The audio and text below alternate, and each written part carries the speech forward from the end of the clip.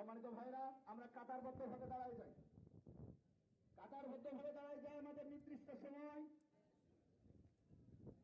7:30 আমরা জামাত শুরু করবো ইনশাআল্লাহ। জামাত শুরু করব। কাতার সোজা করা ওয়াজিব। কাতার সোজা করা কি ওয়াজিব? আমাদের এই ঈদুল আজহার নামাজ কি বলেন তো? কি নামাজ বলেন? বলেন কি নামাজ? তাহলে নামাজ যেমন ওয়াজিব, কাতার সোজা করা ওয়াজিব। একটু খেয়াল করেন, যার যার দিকে একটু খেয়াল করেন।